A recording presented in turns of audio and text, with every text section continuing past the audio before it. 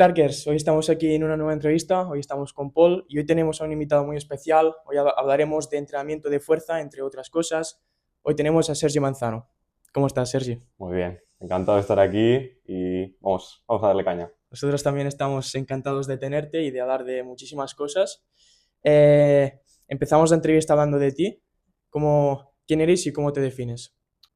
Bueno, pues yo me definiría pues, como una persona que, desde mi perspectiva, apasionado del conocimiento, de conocer mucho, sobre todo no vendría a ser al rendimiento humano, ¿sí? No solo el deportivo, creo que el de entrenamiento va mucho más allá de lo que sería solo deporte o actividad física, sino que nos lleva a cómo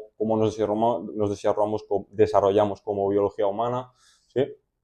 Entonces, a mí lo que me interesa es eso, es cómo desarrollar atletas o personas, ¿sí? O humanos atletas, que dirían algunos profesionales, eh, desde una perspectiva holística, ¿no? Desde pues, todo lo que sería toda la perspectiva del entrenamiento, la nutrición, la psicología. Y creo que esto es lo que no sé, trabajamos también desde la universidad, ¿no? Por ejemplo, Sí, sí.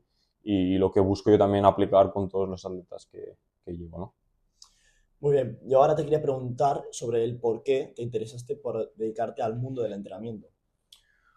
Pues mira, empieza todo cuando yo era jugador de baloncesto, sí, fue jugador de baloncesto durante mucho tiempo, desde los 5 años hasta los 21, sí, hasta hace relativamente poco. Y a mí siempre como me interesó, como, no sé, hostia, digo, cuando era pequeño vi que quizás hostia, estaba destacando un poquito más, pero que al final me estancaba y y siempre decía, hostia, quería mejorar, pero tampoco no tenía quizás los medios, ¿no? Los medios en ese momento, quizás la preparación física no, para el deporte de formación no estaba tan ahí desarrollada, ¿no? Y no era algo tan común como podemos ver ahora en los clubes, ¿no? Y llegó a un punto que yo vi que lo que quizás me estaba limitando ya no era la parte técnica o táctica, porque tenía muy buenos entrenadores desde ahí, pero fuera la parte más física, ¿no? La parte más de rendimiento físico. Entonces ya por mi cuenta, 17, 18 años, lo típico que hacemos todos, nos metemos en el gimnasio, ¿no? Empezamos a entrenar, no tenemos ni idea de lo que hacemos, ¿no? Y sin tener ni idea de lo que hacemos, pues mejoras, ¿no? Al principio, Claro, claro. solo con esfuerzo, ¿no? Sí, sí. Si no te matas ahí dentro, pues mejoras, ¿no? Y eso es lo que pasó. Hostia, yo digo, mira, no empecé un poco a ir al gimnasio, no sé qué, un poco de bíceps, un poco de piernas, no sé qué. Y me entero que empiezo ahí y al cabo de 2 meses me estoy machacando ahí haciendo mates. Y digo, hostia, ¿qué está pasando algo? Entonces, ¿qué pasó? Entonces ya me empecé a meter ahí un poco en, hostia, esto es muy interesante, ¿por qué está pasando esto? Mecanismos, etc, etc, etc. Y esto me lleva pues, a un chico que estaba estudiando el humanístico, ¿sí? Letras, que terminé en INEF. ¿Sí? Saliendo y decir, hostia, creo que es un poco raro, ¿no? Es una perspectiva un poco rara. Y pues esa es un poco mi historia. Entonces, a partir de ahí, ya la perspectiva más humanística de decir, me gusta mucho de letras, escribir, aprender y, no sé, ponerlo todo en papel y hacer mis esquemas y todo, se junta con esta pasión, ¿no? Por el rendimiento físico y rendimiento, hemos dicho, rendimiento holístico y humano, ¿no? Entonces eso se junta y, bueno, pues sale lo que soy yo. Aquí sale un poco... Sí. Fue literal, o sea, lo mismo que yo. ¿Sí? Pero literal, o sea, yo también empecé a entrenar porque quería ganar fuerza y pues empecé a mejorar, pero hostia, pues entrenaba todos los días porque si un día no entrenaba pensaba que ese día pues no me vería bien, Que era perdido, ¿no? sí, sí. Sí, sí. Y a partir de ahí pues empecé a informarme, yo también hice bachillerato el social y acabé entrando en INEF, así que bueno, Sí, pero perfecto. esto yo creo que nos da ventajas también. Nos da ventajas porque vienes también de una perspectiva. Está claro que tienes ventajas si vienes también de la parte más de ciencias, ¿no? Ya tienes una base científica en eso que metes en las mates, en la física, en la biología, y esto da muchas ventajas. Pero yo creo que cada vez más el rendimiento va también a diferentes disciplinas. Al final vemos en deporte ya de alto nivel los equipos que llaman interdisciplinares y multidisciplinares, donde se juntan todos los profesionales. Entonces, yo creo el venir de esta perspectiva más humanística, más social, más que no es tan específica, nos da una base diferente y que podemos aplicar cositas ahí en la parte más de biología o como nosotros, la biología y la parte más pues, de física que tocamos en INEF, ¿no? Y Sergi, con 24 años ya estás ejerciendo como profesor en INEF Lleida. ¿Cómo ha sido ese proceso? ¿Cómo es posible esto? ¿Cómo ha sido tu camino hasta llegar hasta aquí? Pues yo hice la carrera esa de CAFIT, sí, en INEF Lleida, de hecho la promoción 2019-2023, o sea, acabé relativamente hace poco, sí, 2023. Entonces yo hice Erasmus en Finlandia, ¿vale? Durante la carrera hice Erasmus en Finlandia, una universidad bastante reconocida a nivel europeo por su programa de deporte o de ciencias del deporte, que es en Jyväskylä. Y bueno, la verdad es que estuve ahí pues 6 meses y pude ver, pues no sé, cómo trabajan ahí, cómo funcionaba toda la universidad, cómo funcionaba la cultura que es una cultura muy diferente a la española, por ejemplo. Y eso me llevó, ¿no?, a decir, ok, vamos a intentar hacer el máster ahí, ¿no? Hacer el máster ahí. Entonces solicité tal y me aceptaron, entonces fui ahí, era un máster de 2 años que empezaba eso, 2019, terminaba ahora, bueno, perdón, 2023, terminaba 2025. Y pues eso, fui a hacer el máster, tuve la oportunidad de conocer a muchísima gente a nivel internacional, a conocer pues a figuras que, bueno, a la gente, por ejemplo, que nos escribe los libros yo qué sé, de los autores americanos, ¿no? Autores americanos que nos escriben los libros de fisiología y todo eso. Entonces, son los que vienen a las conferencias ahí. Tú decías, hostia, entonces esto es guay.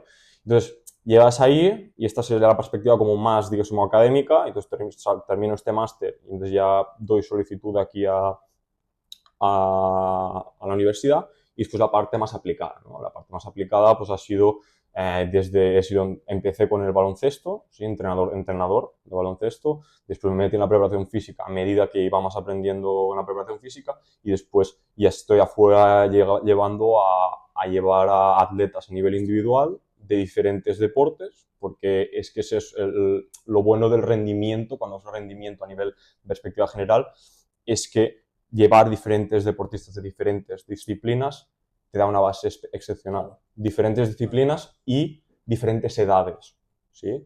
Diferentes contextos, salud, rendimiento. No nos quedemos solo ahí porque aprender mucho de salud te lleva mucho te llevas cosas alrededor del rendimiento.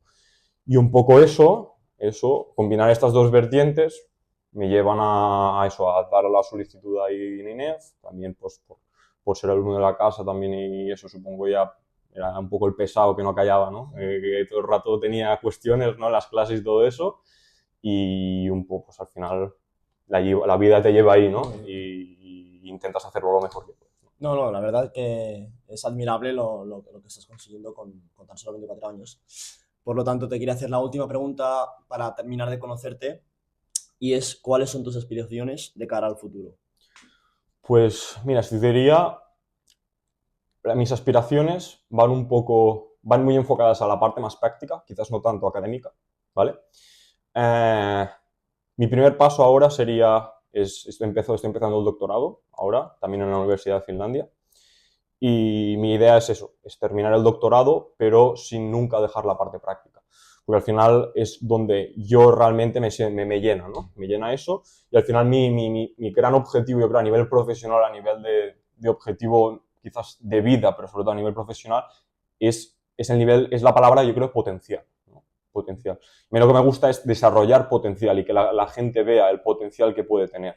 Entonces, yo cuando empiezo con personas es eso, es intentar desarrollar en esas personas el potencial ya no es solo deportivo, sino humano. Total, lo estoy diciendo todo el rato, es humano. Entonces, es lo que me puede llevar a entrenamientos, no solo en rendimiento físico, sino en todas las otras facetas de la vida. Pues también es importante trabajar con gente en salud. Y yo siempre cuando me preguntan me dicen, pero yo quiero dedicarme al rendimiento. Métete en salud también. Métete en salud, ¿vale? Porque eso te da también otra perspectiva. Te da otra perspectiva de decir, ok, realmente hay cosas más allá de solo, hay la perspectiva humana que lo estamos perdiendo mucho también ahora, la perspectiva humana de conocer al atleta, esto se trabaja muchísimo ahí, ¿vale? Entonces, a nivel de aspiraciones es eso, quizás eso es algo que ya estoy empezando a tirar hacia adelante, generar mi propia marca, mi propia empresa, ¿no? No sería a nivel pues de entrenamiento, un entrenamiento multidisciplinar con otros profesionales también. Y esto por la otra banda, y por la otra banda sería más, pues también intentar llegar a lo que sería quizás mi sueño, ¿no? Para al final también no nos vamos a mentir, mi sueño siempre ha sido el alto rendimiento, ¿no? O siempre ha sido enfocado al alto rendimiento y sería pues eso, trabajar en organizaciones ya más internacionales o en, por ejemplo, mi aspiración máxima siempre es y siempre será en llegar a la NBA, ¿no? Por ejemplo, en más aspecto de preparación física, en aspecto de Sport Science, ¿no? Que es un rol que ahora se está muy desarrollado y quizás se enfoca más a mi perfil, ¿no? Este perfil combinado académico y práctico, ¿no? Entonces, estas dos vertientes, ¿no? La parte más de yo poder estar con atletas, de tener mi propia marca, ¿no? Que realmente me identifique con ella y pueda transmitir mi valor a a esta gente. Y después la parte quizás ya más profesional a nivel de rendimiento deportivo, ¿no? Muy bien, Sergi. Ahora vamos a pasar a hablar sobre el tema principal de la entrevista, que es acerca del entrenamiento de fuerza. Te quería preguntar qué es la fuerza y qué manifestaciones nos encontramos dentro de este concepto. Fuerza y manifestación. Vale. Cuando hablamos de fuerza, quizás es el concepto, ¿no? Más que no tenemos claro, ¿no? O sea, que quizás sabemos de lo que estamos hablando, todos nos entendemos, ¿no? Vale, fuerza, no sé qué. Pero cuando vamos a hablar de ello, ¿no? Hostia, empiezan a salir las diferencias, ¿no? ¿Sí? Entonces yo siempre le digo que la fuerza, o sea, la fuerza tienes que contextualizar. O sea, no puedes decir fuerza y ya está. Porque cuando lo conceptualizas, yo la miro siempre desde dos perspectivas. Uno, la perspectiva desde de qué perspectiva lo miras y la otra desde qué factores te limitan esa fuerza. ¿Vale? La perspectiva sería, la puedes mirar de perspectiva fisiológica, ¿sí? Capaz de generar tensión muscular, por ejemplo, la perspectiva más fisiológica, la perspectiva más mecánica, ¿sí? Quizás la que hemos más visto en la asignatura, ¿no? La perspectiva de, cuando hablamos de fuerza estamos hablando de masa por aceleración, ¿no? Entonces, esa es la perspectiva más, por ejemplo, una definición que me gusta mucho de un autor que se llama Dan Clever, es que es la capacidad, o sea, las fuerzas son las que cambian el movimiento, ¿sí? O sea, es que son las causas del cambio del movimiento. Entonces, esto es la definición, digamos, más mecánica, más física, ¿vale? Pero después hay otra parte que nos olvidamos mucho, que es la parte de aprendizaje motor, habilidad, ¿vale? Aprendizaje motor, habilidad. Entonces, claro, la fuerza, yo para hacer por ejemplo, una técnica, cuando hablas de técnica deportiva, ¿no? Tengo que aplicar fuerza, ¿no? Pero es una fuerza muy específica. Si nos vamos, por ejemplo, a sprint, la técnica del sprint es una técnica muy específica. Es una aplicación de fuerzas que es dirigida y es específica, ¿vale? Entonces, es la otra perspectiva y quizás la más integradora de la fuerza, ¿sí? Entonces, desde esa perspectiva vamos a la fisiológica, la mecánica, la más integradora que sería la de habilidad, ¿sí? Entonces, cuando vamos y definimos fuerza en el rendimiento deportivo o fuerza en el contexto deportivo o en el deporte, pues es la capacidad de fuerza que yo puedo aplicar en el gesto deportivo.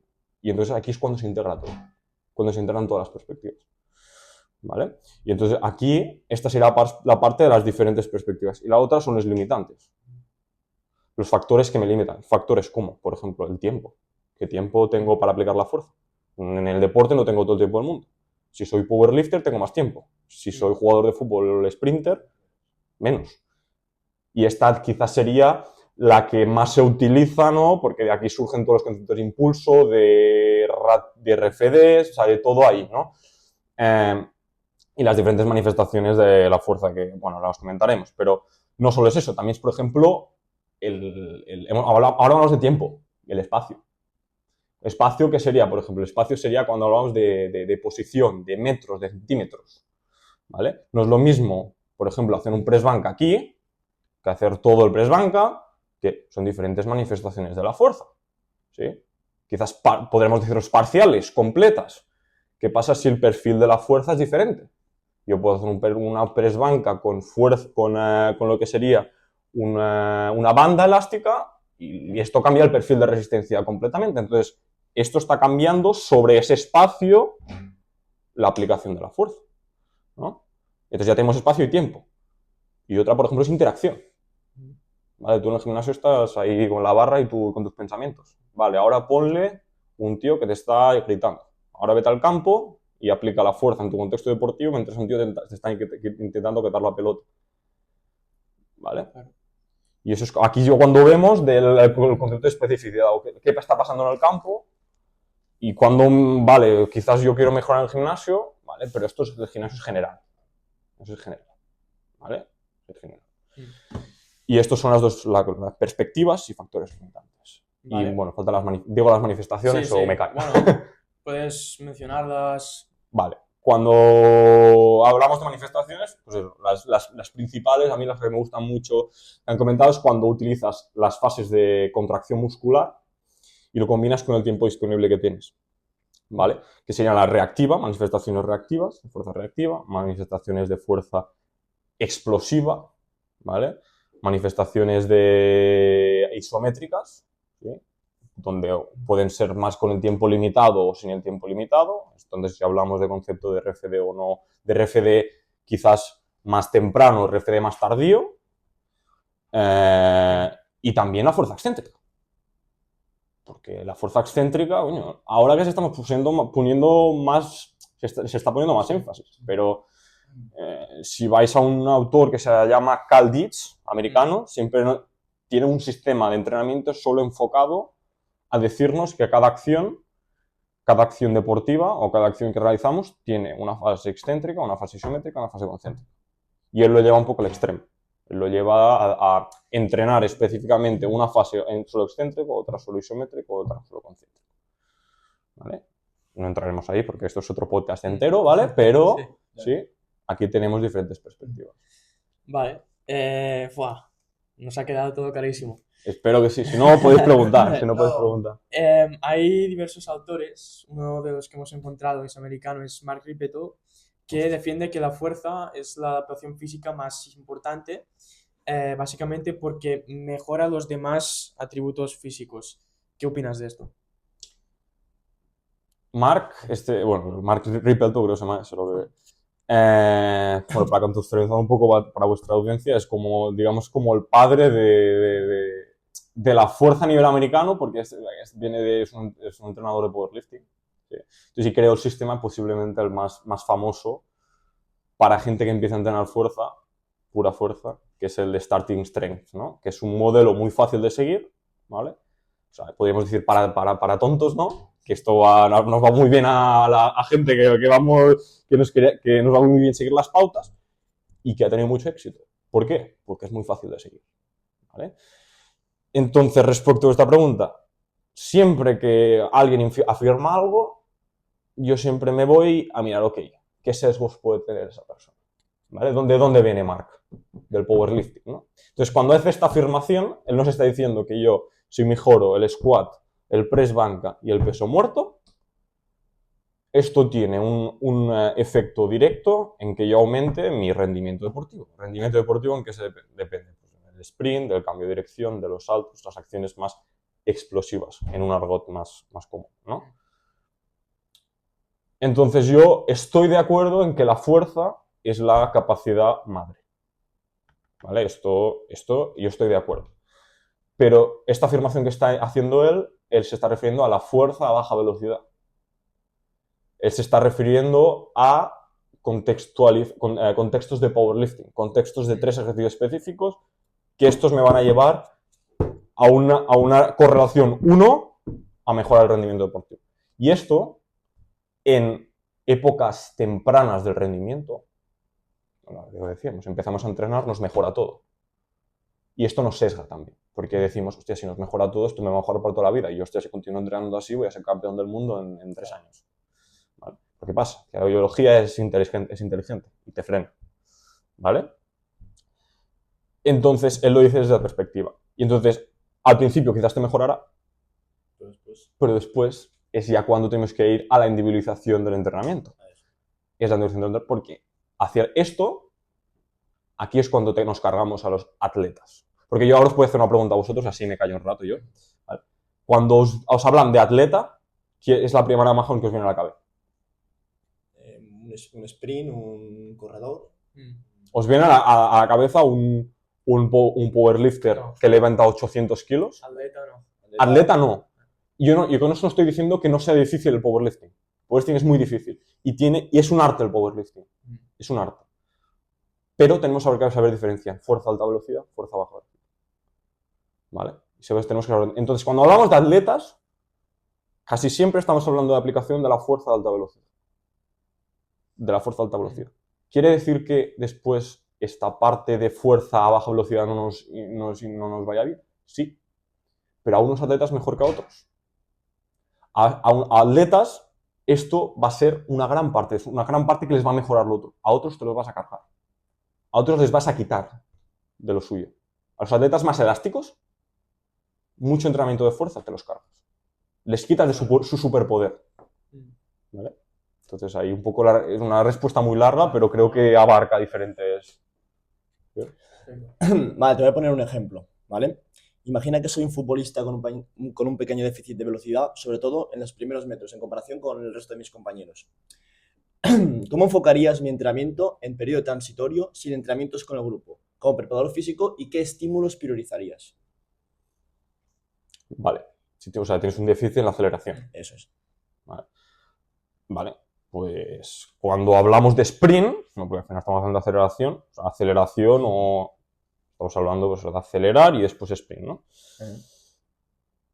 ¿Qué características tiene una aceleración? Pues una aceleración tiene una característica de que normalmente voy desde parado o desde muy poca velocidad, ¿no? Entonces tengo que romper esa inercia, ¿no? Entonces la aplicación de fuerza va a tener que ser mayor. Entonces, dentro de quizás esa curva, ¿no?, de fuerza-velocidad, pues voy a tener que aplicar una fuerza a más baja velocidad, por ejemplo, si lo comparáramos con cuando estoy en fase de máxima velocidad. Entonces, en ese momento, ¿cómo lo mejoraría yo? Pues aquí os voy a contar, vamos a la especificidad, ¿no? ¿Quieres mejorar eso? Pues yo, por ejemplo, lo que haría es hacer, por ejemplo, un ejemplo muy fácil, yéndonos que tengo aquí la aceleración como mi gesto de referencia, aceleración en un contexto específico, pues si quiero sobrecargarlo un poco, me voy a sprint resistido, quizás, ¿no? Con unas características específicas, ¿no? Ahora hay investigaciones que se están metiendo mucho en eso. Hay un investigador que se llama Pedro Jiménez Reyes, que es especialista en el perfil de fuerza-velocidad horizontal, ¿no? Del sprint, y nos comenta de que, claro, es posible poner una carga específica para simular los ciertos pasos que se producen en un sprint. Entonces, si yo quiero mejorar lo que hemos dicho tú, los primeros 5 metros, yo le tengo que poner una carga específica que me cause una pérdida de velocidad específica, mucho más alta que si yo quiero trabajar más velocidad, más fuerza. Entonces, aquí lo que pondríamos es un sprint resistido, bastante resistido, ¿sí? Para trabajar esta fuerza, el componente de fuerza a menos velocidad, ¿sí? Entonces, yo quiero trabajar más la parte más de transición de la aceleración y fase de máxima velocidad. Puedo resistir el movimiento, pero menos. Y ahora estos estudios están muy bien, de hecho me lo estaba mirando los otros días, y eso nos permite trabajar lo que ellos llaman contextos específicos de producción de fuerza. Entonces, lo que tú me estás comentando es un contexto específico de producción de fuerza, los primeros 5 metros. ¿Sí? O primero serían 3 pasos, quizás. 2, 3 pasos. Pues ahí bastante carga a nivel de sprint resistido. Vale. Sergio, una cuestión que teníamos es, bueno, en redes sociales, nos encontramos de todo, ¿no? Y cuando alguna vez buscas una sesión de pliometría, pues te encuentras una sesión donde hay de todo menos de pliometría. Entonces, para dejarlo claro, estoy seguro que también la audiencia tendrá muchas dudas sobre este tema. ¿Qué es la pliometría y qué beneficios aporta frente a otro tipo de entrenamiento? Mira, pues la pliometría yo te la definiría como una acción que debe tener 2 componentes. Primero, tiene que haber una fuerza de reacción. ¿Sí? Por eso la cadena cinética tiene que ser cerrada, o sea, ya sea contra un suelo, ya sea contra una pared, hay una fuerza de reacción. Y segundo, tiene que estimular el ciclo de estiramiento-acotamiento, o la respuesta refleja. ¿Vale? Si no tiene estos 2 componentes, no es pliometría. ¿Vale? No es pliometría. Es otra cosa. ¿Vale? Entonces, ya nos vamos más a lo que sería lo que se comentan de fuerza explosiva, ¿no?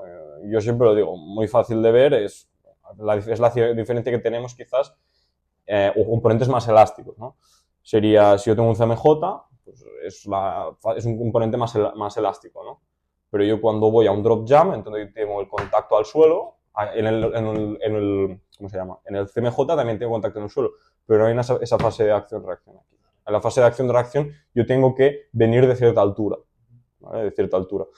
Entonces, por ejemplo, la acción cuando hablamos de pliometría, cuando hablamos de beneficios, esto tiene muchísimos beneficios, pero yo siempre me gusta empezar con cuál es el ejercicio pliométrico por excelencia. ¿Cuál diríais que es El drop jump. El drop jump, sí, el drop jump es uno de ellos, sí. Vale. A nivel deportivo. Por ejemplo, un sprint, yo te diría. Un sprint es una serie, ¿sí? Cuando vamos a máxima velocidad, ¿sí? Claro. Cuando vamos a máxima velocidad, o cuando estamos transicionando a máxima velocidad, es el ejercicio pliométrico por excelencia. ¿Por qué? Porque no solo tenemos la característica que hemos definido, sino también tenemos, si lo hacemos realmente a máxima intensidad, es la máxima activación neuromuscular que podemos obtener sprintando, a nivel de reclutamiento de unidades motoras. ¿Vale? Entonces, beneficios, nos va a traer unos beneficios a nivel neural y a nivel estructural, ¿sí?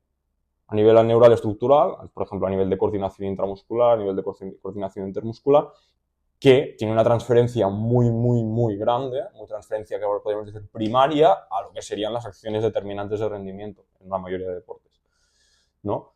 Y pues está claro que esto es un componente del entrenamiento que tiene que estar presente en todos para mí en todos los programas de entrenamiento. Y si yo te estoy diciendo salud y te estoy diciendo rendimiento, ¿eh? No estoy diciendo solo deportistas. Y, por ejemplo, la pliometría la podemos enfocar ya desde la perspectiva optimizadora, de decir, ok, es una parte clave de mi deporte, una perspectiva potenciadora, una perspectiva incluso en salud, como lo utilizo yo mucho, es preventiva. ¿Por qué? Porque ¿qué pasa con mucha gente? La gente cae por las escaleras. La gente tiene sarcopenia, que cuando un entrenamiento bien planificado a nivel de estímulos pliométricos, bien progresado, se ha visto que puede mejorar estos aspectos. Y eso es aumentar calidad de vida. Nos vamos, por ejemplo, al powerlifting. ¿Por qué no aplicar pliometría en powerlifting? Perspectiva potenciadora. Yo puedo estar antes del entrenamiento, entonces le doy un estímulo de pliometría. ¿Para qué? Para un poco de estimulación a nivel del sistema nervioso. Y sacarlo de ese grinding que se llama grinding constante que tienen los powerlifters, perdón. Se llama un concepto de stiffness neural.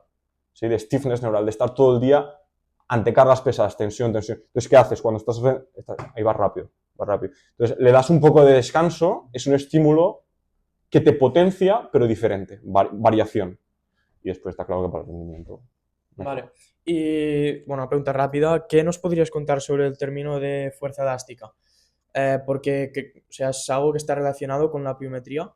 Sí, o sea, al final tenemos la componente fuerza elástica, pensemos CMJ, ¿sí? Fuerza elástico reactiva, que es cuando hablamos de fuerza elástico reactiva es cuando realmente ya estamos hablando del concepto de pliometría pura y dura, ¿vale? Entonces, dentro de la parte elástico-reactiva, ¿sí? Por ejemplo, hay un autor que muchas veces se diferencia entre ciclo estiramiento-cortamiento lento y ciclo estiramiento-cortamiento rápido. Entonces, hay un poco una marca muy arbitraria, porque te ponen 250 milisegundos para abajo, es rápido. 250 milisegundos para arriba es lento. Puedes usarlo como referencia. Y eso se utiliza mucho para a veces categorizar ciertos movimientos pliométricos. Entonces, ¿fuerza elástica es importante? Sí. Fuerza elástica es algo correlacionado con la fuerza elástica reactiva. Lo que me da mucha información, por ejemplo, diferenciar entre el drop jump y la elástico reactiva y la elástica, es, por ejemplo, estrategias en forma de individualización del entrenamiento. Un atleta que tira más a nivel muscular, ¿dónde va a ser mejor? La fuerza elástica, quizás, ¿vale? La fuerza elástica o ya si nos vamos a extremos, en el squat jump, donde donde quitamos el componente elástico y vamos a componente más muscular. Pero vamos a tener un continuum, ¿no? Entonces, claro, un atleta que tira mucho más de estrategias reactivas de tobillo, por ejemplo, en el drop jump va a ser mucho mejor que en las otras manifestaciones. Entonces, es por eso que los diferentes test de salto nos dan tanta información. Testear a nuestros atletas de squat jump, CMJ y drop jump siempre nos da mucha información de no solo cuánto saltan, sino cuáles son sus estrategias inherentes del movimiento. ¿Sí? O sea, cuál es su estrategia de movimiento, cómo consiguen ese output que es la altura de salto, ¿no? A ver si me puedes contestar esta pregunta un poco esquematizada, ¿vale? Esquematizada, venga. ¿Qué tipos de pliometría existen y en qué contexto es adecuada cada uno? Vale.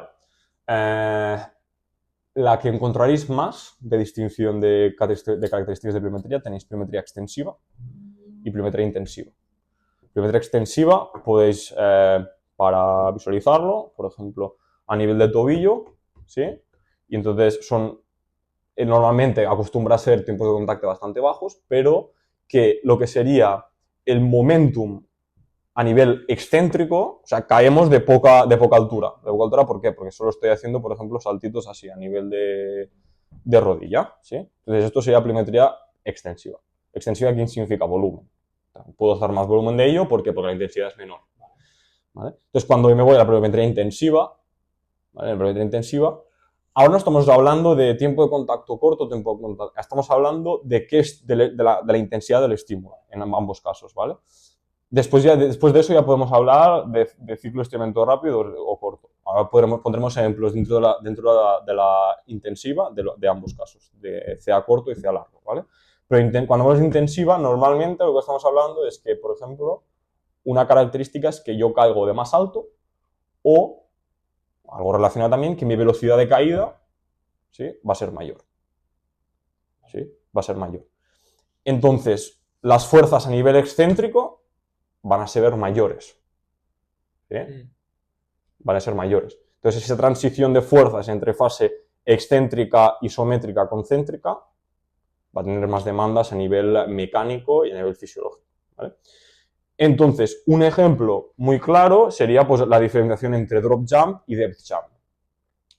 Un depth jump no me importa el tiempo de contacto que estoy en el suelo, ¿vale? Yo busco la máxima altura de salto. Entonces yo puedo caer, para hacerlo realmente intensivo, puedo caer de, yo qué sé, un cajón de 50 centímetros. Sí, de 50 centímetros. Esto es, que el atleta lo soporte es otra cosa, y que se quede en el suelo y que no pueda saltar también es otra cosa, ¿vale? Y a él no le importa, o ella no le importa el tiempo que esté en el suelo. Le importa cuánto voy a saltar. Entonces hay que gente más muscular se va a estar más tiempo en el suelo, porque va a decir, pues tengo más tiempo a aplicar fuerza, mi superpoder es la parte muscular, voy a dar. Entonces gente más elástica, ¿qué va a hacer? Va a intentar usar su estrategia predominante, va a usar más, intentar menos, aunque le diga eso, va a usar menos cadera, va a usar más tobillo, por ejemplo. ¿Sí? Va a usar más, entonces el contramovimiento va a ser menor. Y aquí es cuando podemos ver, por ejemplo, la otra parte, drop jump. El drop jump, ¿sí? Normalmente, yo lo que voy a decir al atleta va a ser, en vez de tienes todo el tiempo del mundo en el tiempo de contacto, limitado. Y ahora es cuando podemos ver la diferenciación entre CA corto y CA largo, por ejemplo, sería en estos dos casos. Pero ambos son pliometría intensiva. Son pliometría intensiva. ¿Por qué? Porque las demandas a nivel de caída, ¿sí?, son altas. Son altas. Volumen menor. Volumen menor. ¿Sí? Volumen menor porque la intensidad es mayor, en principio. ¿Sí? No sé si ha quedado claro. Sí. Perfecto. Bueno, hay otra cosa, si queréis, que añada aquí. ¿Vale? Hay la pliometría extensiva e intensiva. Entonces, hay otra categorización que se utiliza bastante, porque esto es, digamos, a nivel de volumen, la relación volumen-intensidad. También en la categorización en función de los contactos. Me explico. Yo los contactos de pliometría los puedo hacer doble pierna, bilaterales, los puedo hacer unilaterales, los puedo hacer alternados, ¿sí? Entonces, aquí es cuando diferenciamos entre diferentes tipos de pliometría también, en función, digamos, del patrón motor. Claro. Más del patrón motor. Entonces, es importante tener no solo la perspectiva, antes hablamos de la aplicación de la fuerza, ¿no?, diferentes perspectivas. Esta sería la perspectiva más habilidad, ¿no?, o el patrón motor. La otra quizás ya estamos hablando de perspectiva más mecánica, tiempos de contacto, etc. Pliometría extensiva e intensiva. ¿Sí? Vale. Y entiendo que también puedes diferenciar entre la lineal, multidireccional. Aquí todas las categorías que quieras, o sea, los criterios que tú te pongas. Entonces, al final es muy útil explorar las diferentes perspectivas y entonces Las diferentes perspectivas lo que me dan es al final convergen al final, porque tú vas a decir, ok, escojo un movimiento y ese movimiento va a estar dentro de de todas las categorías, va a estar parte de una de ellas, ¿no? O sea, si yo cojo un drop jump, pues, y luego drop jump lo hago realmente intensivo, pues ok, está dentro de pliometría intensiva, tiempo de contacto corto, lo hago 2 piernas bilateral, después la dirección de las fuerzas, la aplicación de las fuerzas vertical, ¿no? En este caso quizás puedo hacerlo una acción o múltiples acciones. Esto puede ser muy poco a veces también, de decir, ok, por ejemplo, los drills de sprint muchas veces son pliometría extensiva, ¿sí? Pliometría extensiva y, bueno, o sea, los drills de sprint son pliometría extensiva muchas veces, porque ¿qué yo estoy haciendo? Skipping. ¿Skipping qué es? Skipping, tenemos las características de pliometría. ¿Sí? Sí. Los dos aspectos que hemos dicho están presentes ahí, ¿no? Y bueno, no sé si respondo un poco a vuestra pregunta en eso. ¿Sí? No, ya, perfecto. Nos ha quedado todo súper claro. Y entonces, otra pregunta que teníamos sobre la pliometría es, bueno, lo que hemos hablado, ¿no? Que se busca esa perdón, Optimización. joder, no me sale. Optimización. Optimización del CEA, ¿de acuerdo? Y, a ver, que me he perdido. Vale, sí, donde se producen primero una fuerza decelerativa, esa transición para una fuerza propulsiva. Am, ¿Se pueden entrenar las 3 fases por separado? ¿Me puede provocar beneficios para optimizar todavía más ese CA? O sea, ¿debo acudir solamente al entreno pliométrico? Vale. Muchas veces todo tipo de entrenamiento tiene una progresión, ¿no? O sea, el entrenamiento pliométrico ya se han propuesto, hay diferentes propuestas, sobre todo a nivel de entrenamiento de jóvenes deportistas, en el que usamos diferentes progresiones para facilitar su introducción a la pliometría. ¿Cómo se hace eso? Pues normalmente empezamos con el landing, ¿no? Primero, para antes de saltar, tenemos que aprender a caer, se dice, ¿no? Aprender a caer.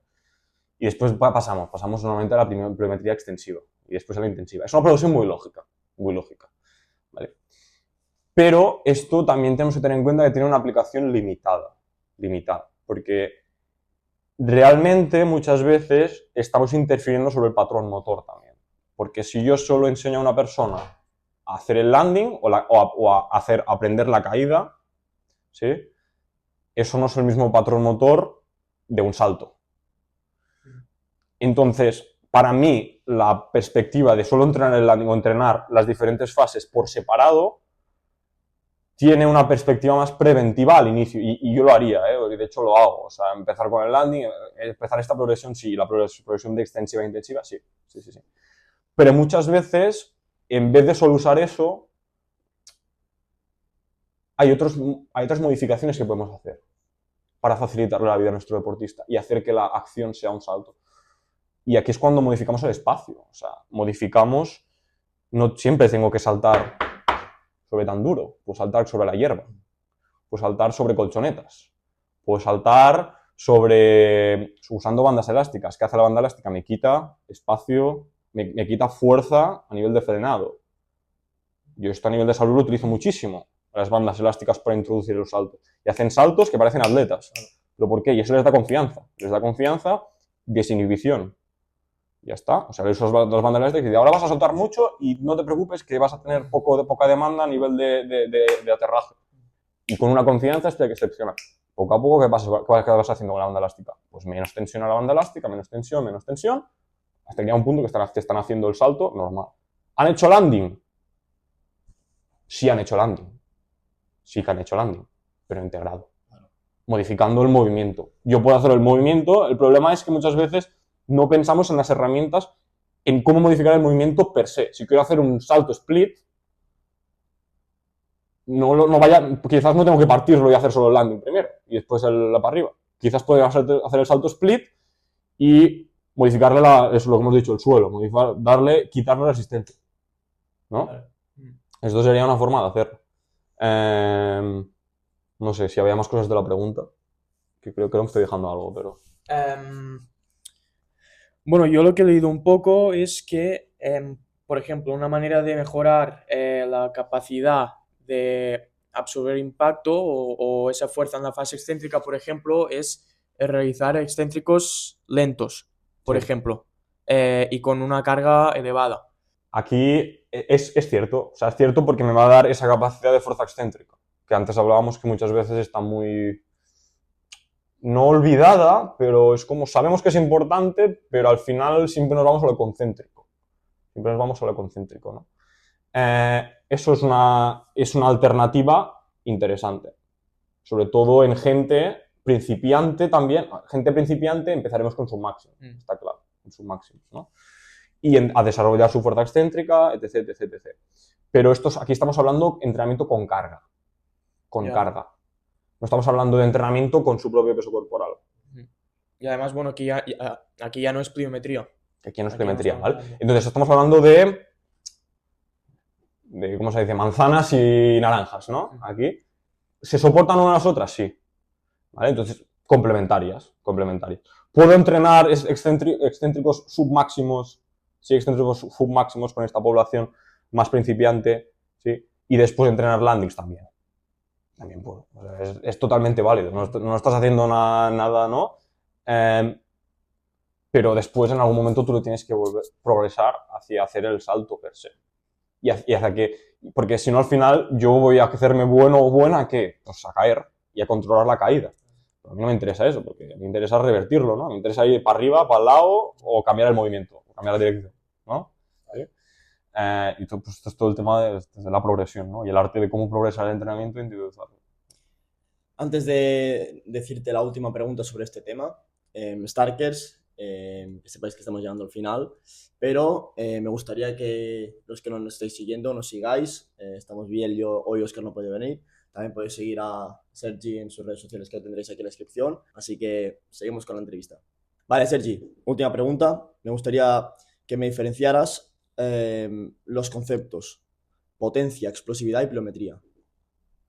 Uah. Ya lo sé que es jodida, pero son tres aspectos que siempre se comentan y igual muchos no saben realmente diferenciar o no saben, sobre todo en el momento de aplicar un entrenamiento, qué diferencia o qué principal diferencia tiene cada concepto.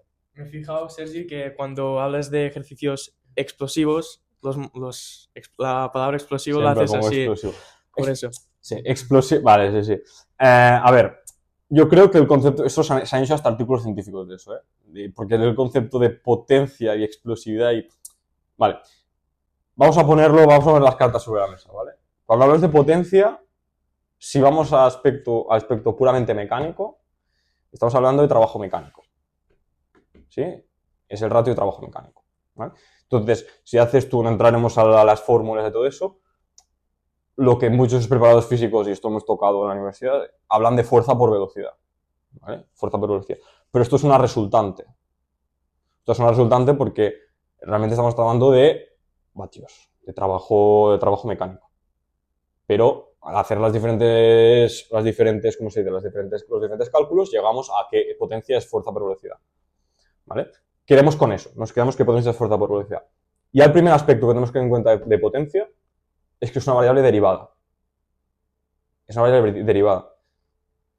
Entonces, fuerza y velocidad. Si yo modifico una y la otra se mantiene constante, o al revés. ¿Vale?